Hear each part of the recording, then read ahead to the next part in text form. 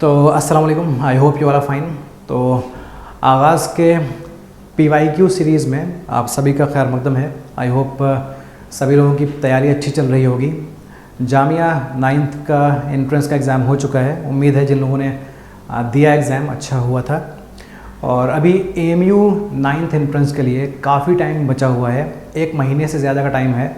और जो पेपर आता है वो बहुत डिफ़िकल्ट नहीं आता है। अभी आप कुछ क्वेश्चंस देखेंगे भी रैशनल नंबर टॉपिक के, बहुत डिफ़िकल्ट नहीं आते हैं, इजी आते हैं। तो चलें देखते हैं रैशनल नंबर से कैसी कैसी चीज़ें पूछी गई हैं पिछले कुछ सालों में और किस तरीके से हम इस चैप्टर को आसानी से कम टाइम में तैयार कर सकते हैं। ओके, तो पहला क्वेश्चन देखते हैं। पहला क्वेश्चन है, a rational number can be expressed as a terminating decimal if its denominator has factors. आप डिनोमिनेटर जानते हो ना, जब मैं कोई नंबर P/Q की फॉर्म में लिखता हूँ, फॉर एग्जांपल मैंने 3/20 लिखा, मैंने 8/25 लिखा, मैंने 1/3 लिखा। ओके, तो यहाँ पर ये जो 20 है ना, ये डिनोमिनेटर है और 3 को बोलते हैं न्यूमरेटर। ये 25 डिनोमिनेटर है और 8 है न्यूमरेटर। ये 3 है डिनोमिनेटर और 1 है न्यूमरेटर, ठीक है ना। तो यहाँ डिनोमिनेटर की बात कर रहे हैं कि जो डिनोमिनेटर होना चाहिए उसके फैक्टर्स क्या होने चाहिए अगर आप चाहते हो कि जो डेसिमल है ना वो टर्मिनेटिंग रहे। टर्मिनेटिंग डेसिमल का मतलब होता है कि वो डेसिमल नंबर किसी पॉइंट पर आकर रुक जाता है, उसके आगे कुछ नहीं होता है। मैं आपको एग्जांपल देता हूँ पहले टर्मिनेटिंग और नॉन टर्मिनेटिंग का। फॉर एग्जांपल मैंने लिखा 1.3333 डॉट डॉट डॉट और मैंने लिखा 4.275। तो इस डेसिमल को देखो, ये डेसिमल 5 पर आकर रुक गया है। 5 के आगे क्या है? कुछ भी नहीं है। ओके, तो इसको बोलेंगे डेसिमल, टर्मिनेटिंग डेसिमल। लेकिन इस डेसिमल को देखो, ये 3 पर आकर रुका नहीं है, इसके आगे 3 3 3 चलता रहेगा इन्फिनिटी तक। तो ये है नॉन टर्मिनेटिंग और ये है टर्मिनेटिंग। तो ये पूछ रहे हैं कि अगर टर्मिनेटिंग डेसिमल है तो जब उसको फ्रैक्शन की फॉर्म में हम देखते हैं या P/Q की फॉर्म में देखते हैं तो उसका डिनोमिनेटर जो है ना उसके फैक्टर्स क्या होने चाहिए? 2 और 3 होने चाहिए, 3 या 5 होने चाहिए, 2 या 5 होने चाहिए, 2 3 5 में से कुछ होना चाहिए, ऐसा कुछ, ठीक है ना। ओके, तो मैं आपके सामने कुछ नंबर्स लिख रहा हूँ, आप चाहें तो उनको कैलकुलेट कर लीजिएगा, आप चाहें तो कैलकुलेटर की हेल्प से भी चेक कर लीजिएगा। मैं कुछ नंबर्स लिखता हूँ, ठीक है ना। फॉर एग्जांपल मैंने एक नंबर लिखा 3/20। ओके, मैंने एक नंबर लिखा 15/18। मैंने एक नंबर लिखा 6/100। ओके, ये मैंने कुछ नंबर्स लिखे हैं, राइट। ओके, तो आप कैलकुलेटर से चाहो तो कैलकुलेट कर लो। आप देखो ये जो मिलेगा ना आपको, ये टर्मिनेटिंग मिलेगा। मैंने क्या बोला? ये आपको टर्मिनेटिंग मिलेगा। और ये क्या मिलेगा? ये आपको टर्मिनेटिंग मिलेगा। और ये आपको क्या मिलेगा? ये आपको मिलेगा नॉन टर्मिनेटिंग। ये नॉन टर्मिनेटिंग रिपीटिंग होगा, यहाँ कुछ रिपीट हो रहा होगा। ओके, मैंने नंबर्स को देखा और देखते ही बता दिया कि अगर इनको डेसिमल में आप कन्वर्ट करोगे तो ये दोनों होंगे टर्मिनेटिंग और ये होगा नॉन टर्मिनेटिंग। क्या कोई ट्रिक है जिसकी हेल्प से बता पा रहा हूँ मैं कि टर्मिनेटिंग कौन सा डेसिमल होगा और नॉन टर्मिनेटिंग कौन सा होगा? Yes, there is a trick, और वही ट्रिक पे हम बात करने वाले हैं, उसी पे ये क्वेश्चन पूछा गया है। तो पहले जरा देख लेते हैं मेरी बात सही है कि नहीं सही है। आप कैलकुलेटर उठाओ या एक नोटबुक उठाओ और सॉल्व करके देखो इसकी वैल्यू क्या आती है। तो आपको इसकी वैल्यू क्या मिलेगी? ये आपको मिल रहा होगा 0.15, चेक कर लेना। ओके, ये आपको मिल रहा होगा 0.06। पहले हम इनकी बात कर लेते हैं। आप देखो ये जो डेसिमल नंबर है ना, ये 6 पर आकर रुक गया है, 6 के आगे कुछ भी नहीं है, राइट। तो ये टर्मिनेटिंग है ना, बात सही थी। इसको देखो, ये 5 पर आकर रुक गया है, 5 के आगे कुछ भी नहीं है, तो ये टर्मिनेटिंग, राइट। 15/18 क्या होगा? पहले आप देखो, सॉल्व करो, उसके बाद फिर देखते हैं। ओके, पहले आप ट्राई कर लीजिए।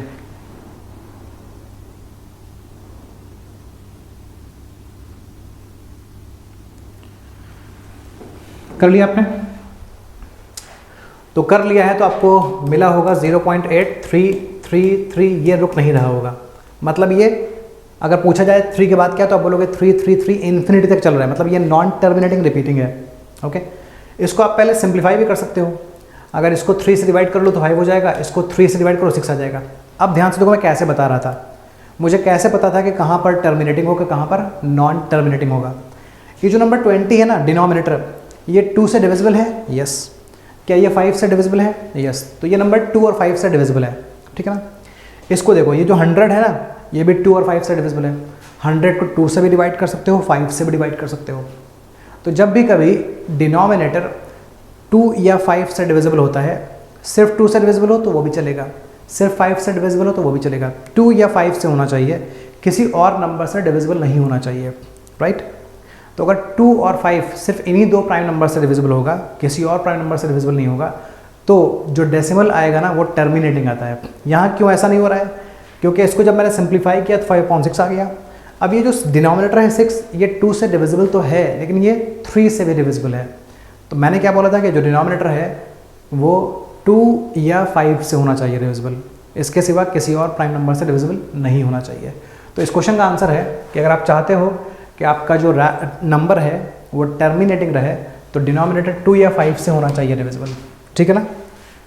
अगर 3 उसमें आ गया या 7 आ गया या 11 से डिविजिबल है या किसी और प्राइम नंबर से डिविजिबल है तो वो नॉन टर्मिनेटिंग रिपीटिंग हो जाएगा, ठीक है ना। लेकिन ये चीज़ सिंप्लीफाई करने के बाद देखते हैं, जैसे मैंने इसको पहले सिंप्लीफाई किया उसके बाद चेक किया है, ओके। सिंप्लीफाई करने से पहले नहीं चेक करना होता है, ठीक है। आगे आते हैं, रेसिप्रोकल ऑफ 1/x। 1/x का रेसिप्रोकल क्या है? देखो जी, रेसिप्रोकल को मल्टीप्लिकेटिव इनवर्स भी बोलते हैं। क्या बोलते हैं इसको? Multiplicative inverse, multiplicative inverse, okay, multiplicative inverse. तो रेसिप्रोकल जब वो पूछेंगे या मल्टीप्लिकेटिव इनवर्स पूछेंगे तो वो जानना चाहते हैं कि एक ऐसा नंबर बताओ जो इस गिवन नंबर को मल्टीप्लाई कर दे और रिजल्ट आ जाए 1। तो अगर मैं पूछूं कि 1/x ये इन्होंने दिया है, राइट, इसको मल्टीप्लाई करना है किसी से और रिजल्ट क्या आना चाहिए? 1 आना चाहिए। तो ज़रा सोच के बताओ कि किससे मल्टीप्लाई कर दोगे इस 1/x को कि रिजल्ट 1 आ जाएगा? x से कर दो multiply, okay. x into 1 x हो जाएगा, नीचे है x, x/x 1 बन जाएगा, ओके। तो 1/x का रेसिप्रोकल क्या होगा? x हो जाएगा। और दूसरा तरीका या सिंपल तरीका या आसान तरीका ये है कि जब भी आपको किसी नंबर का रेसिप्रोकल बताना हो तो आप न्यूमरेटर को भेज दो डिनोमिनेटर में, डिनोमिनेटर को भेज दो न्यूमरेटर में, ठीक है ना। जैसे 2/3 का रेसिप्रोकल क्या होगा? 3/2। -5/6 का रेसिप्रोकल क्या होगा? 6/-5, ओके। कोई नंबर अगर नेगेटिव है तो उसका रेसिप्रोकल भी नेगेटिव होगा, कोई नंबर अगर पॉजिटिव है तो उसका रेसिप्रोकल भी पॉजिटिव होता है। हाँ, ध्यान रखिएगा, 0 का कोई रेसिप्रोकल नहीं होता है, क्योंकि 0 का अगर रेसिप्रोकल आप ढूंढोगे ना तो शायद आप 0 को 1/0 या 2/0 बोल दोगे। तो 1/0 या 2/0 या 3/0 ये सब नॉट डिफाइंड होते हैं, ध्यान रखिएगा। ऐसा क्वेश्चन कई बार पूछा भी गया है कि किस नंबर का मल्टीप्लिकेटिव इनवर्स एग्जिस्ट नहीं करता है या किस नंबर का मल्टीप्लिकेटिव इनवर्स रेसिप्रोकल एग्जिस्ट नहीं करता है, तो आप बोल दोगे 0 का एग्जिस्ट नहीं करता है, ठीक है ना। अच्छा जी, next, what is the multiplicative inverse of 0/4? तो ये 0/4 0 ही के तो इक्वल है ना, 0/4 0 के इक्वल है, मतलब जिसको ये 0/4 बोल रहे हैं ये एक्चुअल में 0 ही तो है। और मैंने आपको बताया कि 0 का मल्टीप्लिकेटिव इनवर्स एग्जिस्ट नहीं करता है, ठीक है ना। नेक्स्ट देखिएगा। अच्छा जी, तो पहले समझ लेते हैं हम कि जो भी आप अभी इस लेक्चर में देख रहे हैं, अगर आप चाहते हैं कि इस लेक्चर से हमें कुछ ज़्यादा मिल जाए, लाइक ये लेक्चर्स और डेप्थ में मिल जाएं और डिटेल में मिल जाएं, साथ में आपको टेस्ट सीरीज़ भी मिल जाए, साथ में आपको DPPs मिल जाएं, मतलब डेली प्रैक्टिस पेपर्स मिल जाएं, तो ये सारा मटेरियल अगर आप चाहते हो आगाज़ का या प्रवास का तो आप कोर्सेज़ को परचेज़ कर सकते हो। ये कोर्सेज़ आप इंडिया में जो चीपेस्ट कोर्स है वो ये है आगाज़ का, ये प्रवास का, और जो बेस्ट कोर्स है क्वालिटी वाइज कंटेंट वाइज वो भी यहीं पर आपको मिलेगा KLC के प्लेटफॉर्म पर। तो ये कितना सस्ता है देख लेते हैं, कितना सस्ता है, ओके। सिर्फ 399 का कोर्स है आगाज़ का और सिर्फ 399 का कोर्स है ये प्रवास का, प्लस एडिशनल चीज़ अगर आप इस कूपन कोड को यूज़ कर लोगे परचेज़ करने के टाइम पर MSCC25 को, तो आपको फर्दर 25% का डिस्काउंट मिल जाएगा। मतलब ये जो आपको 399 दिख रहा है ना, ये घट कर लगभग 300 रुपये हो जाएगा। ये जो आपको 399 दिख रहा है ये लगभग घट कर कितना हो जाएगा? 300 के आसपास हो जाएगा। तो चीपेस्ट है, इसके अंदर में आपको बहुत सारी चीज़ें मिलने वाली हैं। आप सिर्फ एक टाइम के नाश्ते में इतने पैसे खर्च कर देते होगे, तो अच्छी जगह इन्वेस्ट कर लो, आपका फ़ायदा हो जाएगा। और ध्यान रखिएगा कि जो परवाज़ है ना ये 11th एंट्रेंस के लिए होता है और जो ये आगाज़ है ये 9th एंट्रेंस के लिए होता है। तो अगर आपने 9th AMU में अप्लाई किया है तो आपको आगाज़ का कोर्स परचेज़ करना चाहिए। अगर आपने 11th AMU के लिए या 11th जामिया के लिए अप्लाई किया है तो आपको परवाज लेना चाहिए। चलते हैं नेक्स्ट क्वेश्चन के ऊपर। Which of the following is not a triangular number. ये देखो क्वेश्चन कितना इंटरेस्टिंग है, ट्रायंगुलर नंबर कितना इंटरेस्टिंग क्वेश्चन है। ओके, तो ट्रायंगुलर नंबर क्या होते हैं? ट्रायंगुलर नंबर वो नंबर्स होते हैं जिनको हम इक्विलैटरल ट्रायंगल के फॉर्म में रिप्रेजेंट कर सकते हैं। Okay, equilateral triangle, equilateral triangle, equilateral triangle, equilateral triangle, ठीक है ना। इक्विलैटरल ट्रायंगल हम उस ट्रायंगल को बोलते हैं जिसके तीनों साइड्स की लेंथ आपस में इक्वल होती है। इन तीनों की लेंथ आपस में इक्वल है, यहाँ इन तीनों की लेंथ आपस में इक्वल है, यहाँ ये तीनों लेंथ्स आपस में इक्वल हैं, और यहाँ इन तीनों की लेंथ आपस में इक्वल है। तो किसी ट्रायंगल में अगर सारे जो साइड्स हैं उनकी लेंथ इक्वल है तो उसको बोलते हैं इक्विलैटरल ट्रायंगल। समझ में आ गया? अब नंबर कैसे बनेगा इससे?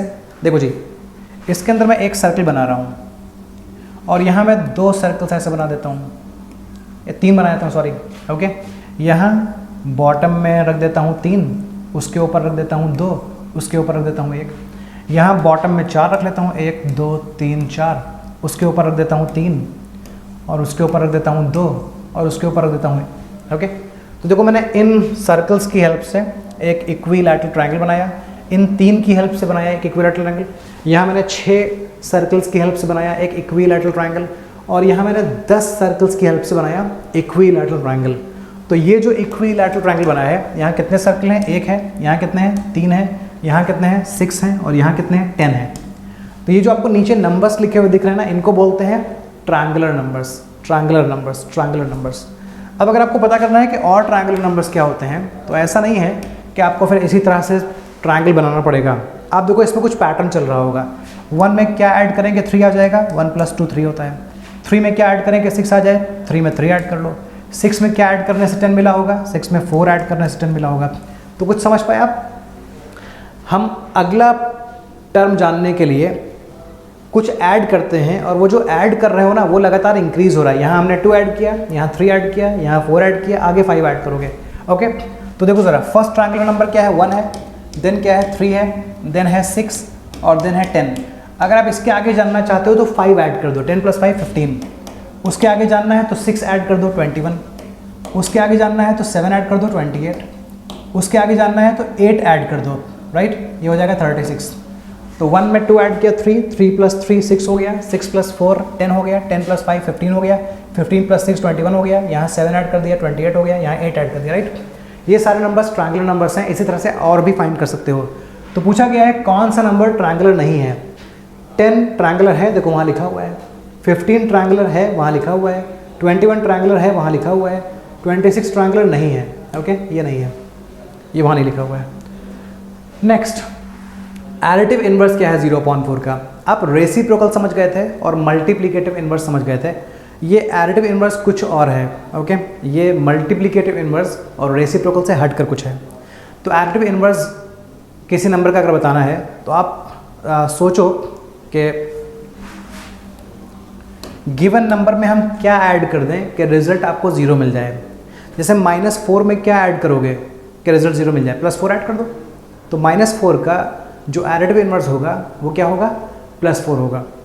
पूछ लिया जाए कि 3 में क्या ऐड करें कि रिजल्ट 0 आ जाए? 3 में -3 ऐड कर दो, तो 3 का एडिटिव इनवर्स -3 होगा। इन्होंने पूछा है 0/4 का एडिटिव इनवर्स क्या होगा। तो 0/4 का मतलब क्या होता है? 0/4 का मतलब 0 होता है। अब 0 में क्या ऐड करोगे कि रिजल्ट 0 आ जाए? 0 में 0 ही ऐड कर दो तभी रिजल्ट 0 मिलेगा। ओके, तो 0 का एडिटिव इनवर्स 0 ही होता है, right. Next, the additive identity of a rational number is. Additive identity का मतलब कौन सा ऐसा नंबर है जो किसी रैशनल नंबर में ऐड किया जाए और रैशनल नंबर का रिजल्ट चेंज ना हो, मतलब जो वो पहले था ऐड होने के बाद भी वही रहा है। तो देखो, अगर 3 में आप 0 ऐड कर दो तो रिजल्ट क्या है? 3 है। -4 में आप 0 ऐड कर दो तो रिजल्ट क्या है? -4 है। 7/2 में 0 ऐड कर दो तो रिजल्ट क्या है? 7/2 है। ध्यान से देखो, जब हम 0 ऐड करते हैं किसी भी रैशनल नंबर में तो रिजल्ट चेंज नहीं होता है। 3 पहले था, 3 बाद में है। -4 पहले था, -4 बाद में है। 7/2 पहले था, 7/2 बाद में है। ओके, तो 0 है एडिटिव आइडेंटिटी। ओके, 0 के ऐड कर देने से किसी भी रैशनल नंबर की आइडेंटिटी, पहचान, वैल्यू चेंज नहीं होती है। ठीक है, इस नंबर का रेसिप्रोकल बताना है। पहले इस नंबर की वैल्यू तो समझ लें क्या है। -3/4 raised to the power 0। Okay, जब भी किसी एक्सपोनेंट के ऊपर 0 आ जाए तो इस पूरे पार की वैल्यू 1 बन जाती है। ओके, अगर लिखा होता -2 raise to the power 0 value होती 1, -1 raise to the power 0 value होती 1, -3 रेज़ टू द पावर 0 की वैल्यू होती 1, तो इसकी वैल्यू क्या है 1 है। मतलब ये नंबर अगर सिंप्लीफाई करो तो क्या मिलेगा 1 मिलेगा। मतलब आपको 1 का रेसिप्रोकल बताना है, तो 1 का रेसिप्रोकल तो 1 ही होगा। ओके, क्यों? क्योंकि 1 को अगर 1 से मल्टीप्लाई करो तो रिजल्ट आ जाएगा 1। जब भी किसी नंबर का रेसिप्रोकल पूछा जाए तो आप वो नंबर फाइंड करने की कोशिश करो जिसको गिवन नंबर में मल्टीप्लाई किया जाए तो रिजल्ट 1 आ जाए। तो अगर इस 1 में इस 1 को मल्टीप्लाई करो तो रिजल्ट 1 ही तो आएगा ना। आई होप समझ में आ गया आपको। The sum of 3 rational numbers is -61/15। कोई 3 नंबर्स हैं, वो तीनों रैशनल हैं, उन तीनों का सम है -61/15। ओके, तो the sum of the additive inverse of these 3 numbers. Okay, अगर इन तीनों नंबर्स का एडिटिव इनवर्स का सम पूछ लिया जाए तो वो क्या होगा? आपको एडिटिव इनवर्स याद है ना, भूले तो नहीं? 3 का एडिटिव इनवर्स -3, -3 का एडिटिव इनवर्स +3। अगर किसी नंबर का एडिटिव इनवर्स जानना है आपको तो बस उसका साइन चेंज कर दिया करो और कुछ चेंज नहीं करना है। हाँ, अगर 0 का एडिटिव इनवर्स बताना है तो 0 ही होता है, ठीक है ना। अच्छा जी, तो वो 3 नंबर्स कौन से हैं पता नहीं, तो हम उन 3 नंबर्स को A B C मान लेते हैं। ओके, मान लेते हैं A और B और C, ये 3 नंबर्स हैं और इन 3 नंबर्स का सम है -61/15। राइट। अच्छा जी, हमसे क्या पूछा गया है? ये जो 3 नंबर्स है ना, इनके आप एडिटिव इनवर्स निकालो और उनका सम करो। तो A का एडिटिव इनवर्स क्या होगा? A का होगा -A, B का एडिटिव इनवर्स -B, C का एडिटिव इनवर्स -C। इनका सम पूछा गया है क्या? इनको ऐड करो तो क्या आएगा? करते हैं, ये है -A plus -B plus -C। अगर आप यहाँ माइनस कॉमन ले लो तो ब्रैकेट में बचेगा A plus B plus C, और माइनस कॉपी कर लो और A plus B plus C की वैल्यू जानते हो आप। A plus B plus C की वैल्यू क्या है? ये है -61/15। अभी माइनस माइनस क्या बन जाएगा? प्लस बन जाएगा, तो +61/15 ये होगा आंसर। आई होप ये क्लियर है। ठीक है जी, तो चलते हैं नेक्स्ट क्वेश्चन के ऊपर। वैल्यू बतानी है 3 -4। हो सकता है आपको ये क्वेश्चन देखकर ऐसा फील हो कि ये बहुत आसान है। यस, बहुत आसान है और अक्सर क्वेश्चंस आपको बहुत आसान लगे होंगे, ठीक है ना। लेकिन वहाँ पर प्रॉब्लम एक ये भी आती है कि आपको अपना टाइम मैनेज करना होता है। आपको 85 क्वेश्चंस मिलेंगे अगर मैं AMU 9th इंटरेस्ट की बात करूँ, और वो 85 जो क्वेश्चंस हैं वो करते होते हैं आपको 2 घंटे के अंदर। तो कभी कभी आपको मैथ का क्वेश्चन आता है सॉल्व करना, लेकिन आपको सॉल्व करने में 2 मिनट लग जाते हैं, 5 मिनट लग जाते हैं। ओके, क्योंकि हर क्वेश्चन ऐसा नहीं होगा ना कि वो 1 मिनट में हो जाए या कुछ सेकंड्स में हो जाए। कुछ क्वेश्चंस बड़े आसान होते हैं, जैसे क्वेश्चन को करने में हो सकता है किसी स्टूडेंट को 2 सेकंड्स लगेंगे, वो MR शीट पर बबलिंग करने में 5 ही सेकंड्स लगेंगे, सारा काम हो जाएगा। लेकिन कुछ क्वेश्चंस ऐसे ही मिलेंगे जो आपको कंफ्यूज करेंगे, जिनको आपको करने में टाइम लग जाएगा, 2 मिनट, 3 मिनट, 4 मिनट, 5 मिनट। ऐसा फिजिक्स केमिस्ट्री में भी हो सकता है। तो उन क्वेश्चंस की वजह से फिर आपका टाइम मैनेज नहीं हो पाता है। आपको 2 घंटे में पेपर करना था, आप 2 घंटे में फिर कुछ क्वेश्चंस छोड़ के चले आते हो। तो टाइम मैनेज करने के लिए आपको प्रैक्टिस करनी होती है, उसके लिए कुछ ट्रिक्स भी समझनी होती हैं। ओके, इसीलिए बोल रहा हूँ कि अगर आप इन सारी चीज़ को डिटेल में चाहते हैं तो आप ज्वाइन कर सकते हो हमारा जो प्रोग्राम है आगाज़ का, ठीक है। इसको देखते हैं फिलहाल। 3 -4, 3 माइनस हो गया प्लस, और ये हो गया 4, 3 + 4 हो गया 7। बहुत आसान था। एक बात का और ध्यान रखिएगा कि जो AMU में कट ऑफ जाती है 9th इंटरेस्ट की, तो ये कट ऑफ बहुत हाई जाती है। ओके, ये कट ऑफ जाती है 80% या उसके ऊपर अक्सर जाती है। तो कभी कभी ऐसा भी हो सकता है कि 80% आपका रिजल्ट आ गया AMU 9th इंटरेस्ट में, लेकिन फिर भी आपका सिलेक्शन नहीं हुआ, ऐसा भी पॉसिबल है। तो उसके लिए सेफ साइड रखने के लिए आपको अपना रिजल्ट 80% के ऊपर भी रखना पड़ता है, ठीक है ना। तो आपको 2 घंटे के अंदर 85 क्वेश्चन सॉल्व करने हैं, ये एक चैलेंज हो गया, भले ही पेपर आसान था। दूसरा कि आपको 80% के ऊपर स्कोर करना है, क्योंकि 80% या उसके नीचे सेफ़ नहीं है। हो सकता है कि आपने बहुत अच्छा कर दिया हो, लेकिन 80% से हल्का सा कम रह गया, ये कट ऑफ थोड़ी ऊपर निकल गई, तो फिर क्या हुआ ना कि सिलेक्शन नहीं हो पाया। तो बड़ा अफसोस होगा अगर 2 नंबर से, 3 नंबर से, 4 मार्क्स से आप रुक गए तो इसके लिए टाइम को कैसे मैनेज करें, कम टाइम में ज़्यादा क्वेश्चंस हम कैसे सॉल्व कर लें, और हम मैक्सिमम क्वेश्चंस के सही आंसर्स देकर आएँ, तो ये सब पॉसिबल हो जाए। इसके लिए आपको बहुत प्रैक्टिस करनी पड़ेगी, आपको हर तरह का कंटेंट देखना पड़ेगा। आसान है लेकिन आपको सब कुछ देखना पड़ेगा।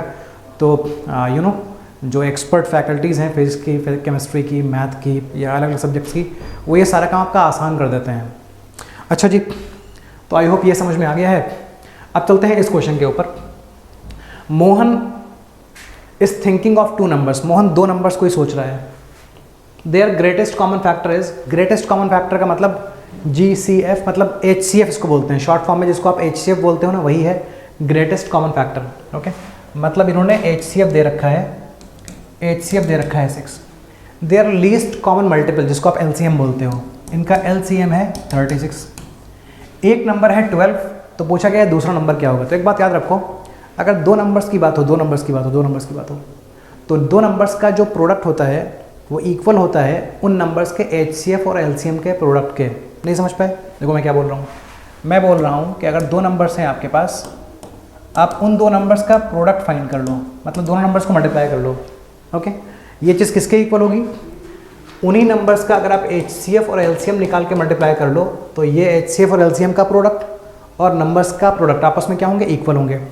अब नंबर्स का प्रोडक्ट क्या होगा?